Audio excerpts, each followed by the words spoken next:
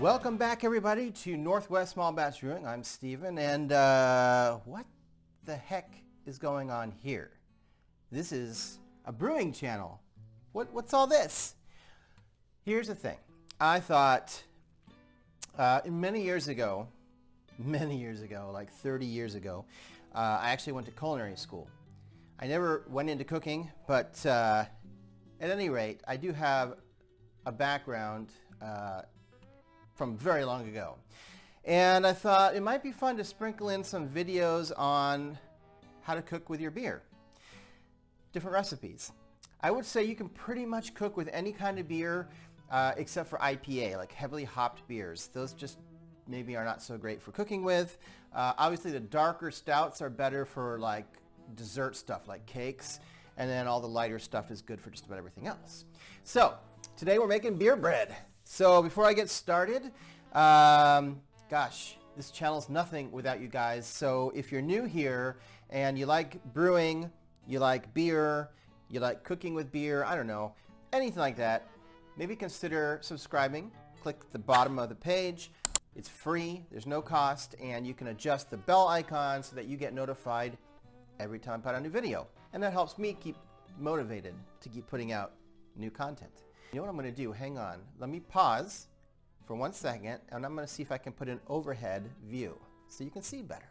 A few moments later.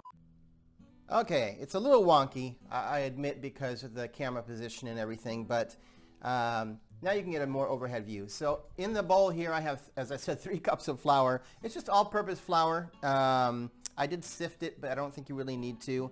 It just helps make sure that it's all unclumped, kind of like not getting dough balls in your beer. Okay, so we'll go down the list here. So 3 cups of flour. This is a tablespoon of sugar. If you are diabetic or can't have the sugar, you could use something like allulose, sugar substitute. This is baking powder, 2 tablespoons of baking powder. This is what's going to allow it to rise and give it some air. Salt, 2 teaspoons of salt for flavor, of course. I'm just going to give that a quick mix before the next ingredient here. Can you see? Yeah, you can see. Next I'm going to do is put in some sharp cheddar cheese. This is Tillamook sharp cheddar, half a cup going in. So next step here is I need some liquid, so hence the beer. This is Märzen that I will link a link to up here if you want to see the video on making the Märzen.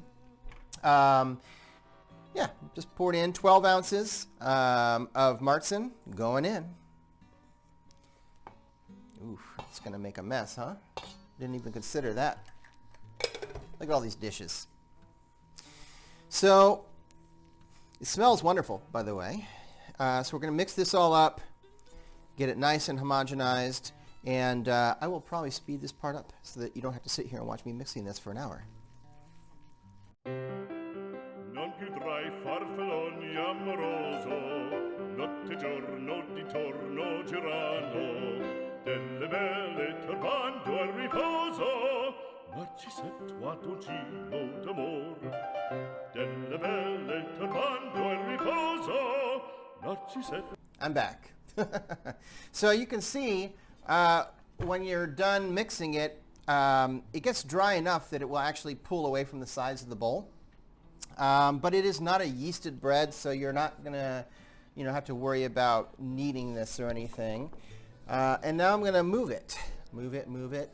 I like to move it, move it. I like to move it, move it. Yeah, I like to move it. To a loaf pan. I'm trying to remember what size loaf pan this is, like 9 by 5.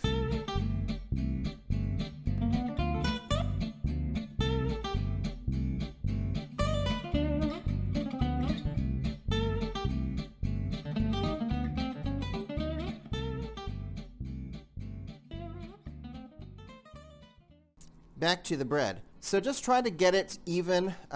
It's pretty stiff at this point, so it's kind of hard to really get it even.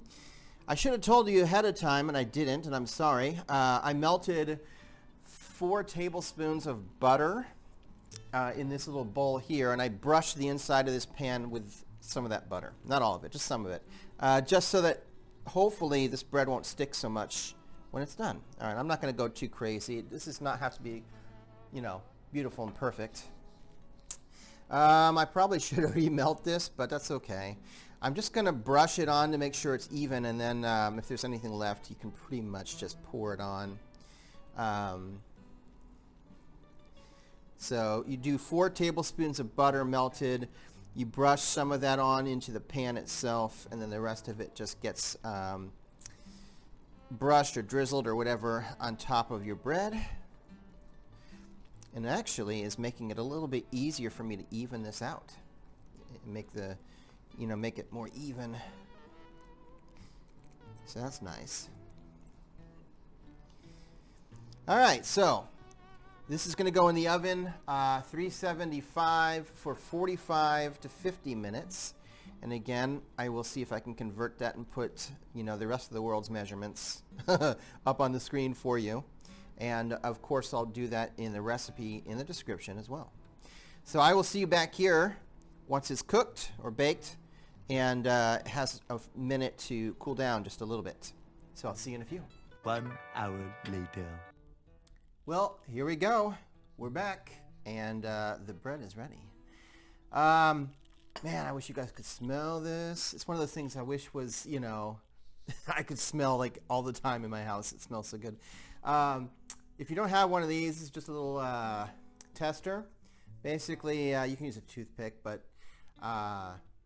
just to make sure that it's cooked all the way through on the inside, and it's, you know. Anyway, yeah, it smells fantastic. I'm just going to go ahead and make a huge mess and not cut this very well, but well, anyway, I don't know if you can see very well, but yeah, it didn't have a, I mean, it definitely had a rise in it, but it's pretty dense bread. You can definitely taste the cheese in it. Just put a little bit of butter, because, you know, butter helps you lose weight, right? Anyway, as you can see, my beer has a little bit of foam on it. I went to pour my beer and I was like, what is going on? Turns out somehow the CO2 had pushed its way up to like, I don't know, it was like at 20 psi or something. So it was generating a lot of CO2. All right.